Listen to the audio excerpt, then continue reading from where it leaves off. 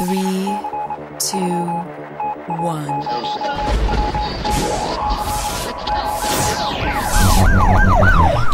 We'd like to welcome you to another edition of Grok Talk, brought to you by New Hampshire's leading conservative blog site, GraniteGrok.com. We are your feared, extremist, right-wing, hard-charging, gun-toting, opinionated, outspoken, rabble-rousing, letter-writing, radio microphone stomping conservatives and rational libertarians. So get ready for more news and opinion you could only get from GraniteGrok.com. Grok Talk. Alrighty then. Welcome back to Grok Talk. Thanks to Pete and Jemmy for allowing us to share his audio radio space, 50,000 watts, WCRN. We just spent 15 minutes on the air with him while we were on the air with you. So that's an interesting experiment we're going to have to repeat. Remind you to check us out on Spreaker, Stitcher, TuneIn, iTunes, iHeart, and we are on Facebook and Twitter. Like us, love us, share us, do whatever you like. Donate. We can do that. We're also on Ustream and YouTube. And let's just adjust some little knobs and buttons here. Don't forget, special guest host Susan Olson is with us. I'm Steve McDonald. This is Skip Murphy. We have Haggie Masson in the empty chair over there. Oh. And joining us is Jane Cormier. Hello. Hi, Jane. How are you? Good. How are you? I'm hanging in there. Good. So you got some news for us about a court case. Yeah, a couple of them, actually. Oh, well. Yeah. New Couple Hampshire court Right cases. to Life is busy. We're very busy. But you made time. You were on Hannity. Oh, yeah. That was fun. That was a great experience, I tell you. I mean, it was 3.5 hours. And I got to speak to Frank Luntz. And let me tell you. The pollster. The pollster. He is one smart, energetic kind of guy. I learned actually a lot about how that stuff works behind the scenes. And I have to tell you, there were 20 people from New Hampshire. I didn't know one of them. This was an absolutely honest poll. There were people there that were left, really, really moderate Republican. And then there was me, if you like me. Really over on the right. Yes. My eyes bugged out when I saw you and went, wait a minute, the hairstyle has changed. But Yes. as soon as I heard the voice, Jane? Well, that was the first time that they had done a 3-part focus. Yes. They said the group was so good, they were going to use splices of it for 3 nights prior to the debate. And it was an honest, really, folks, they should know that, because I saw postings that it was a canned group, and it absolutely was not. It was as honest a representation, and nobody was trying to plug anyone into any little group.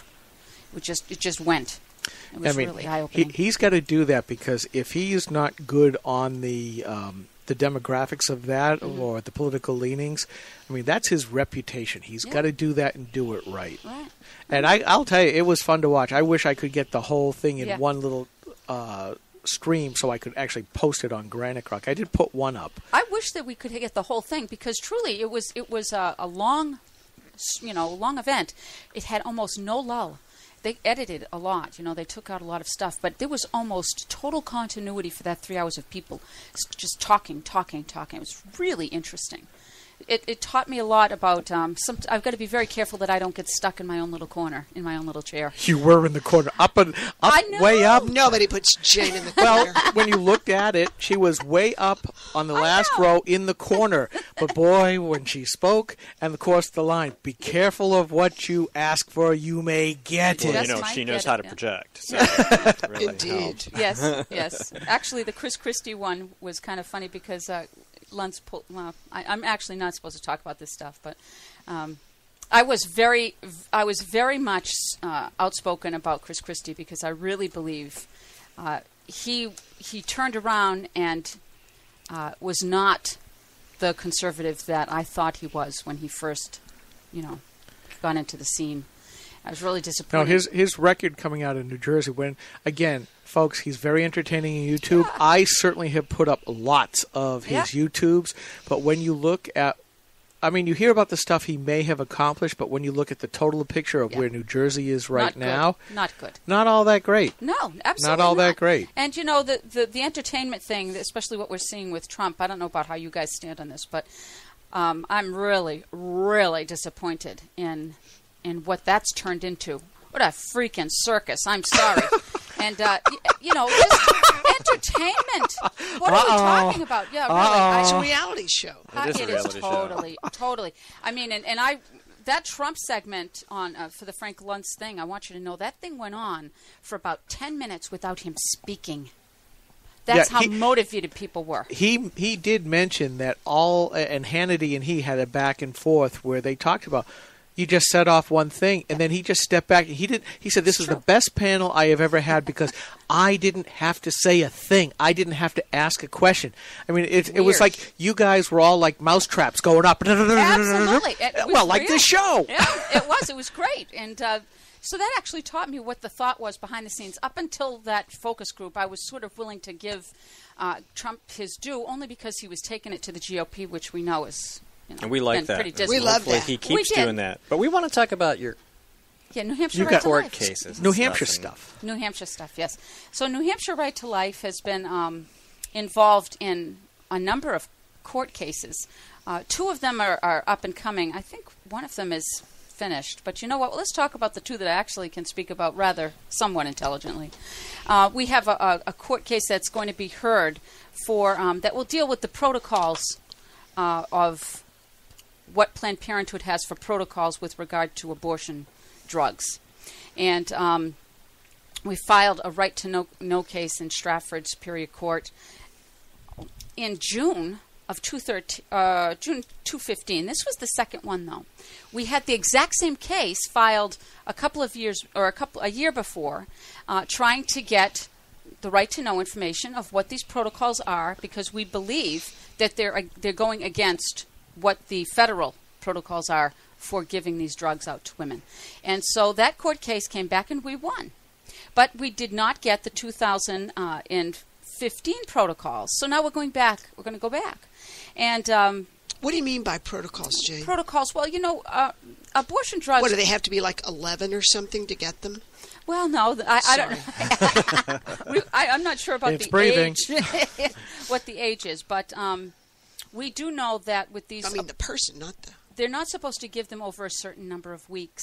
They're not supposed to be given by anyone but doctors. They're supposed to be 2 visits. For instance, you get 1 pill first, and then you come back like the next week for a second pill to make the abortion complete.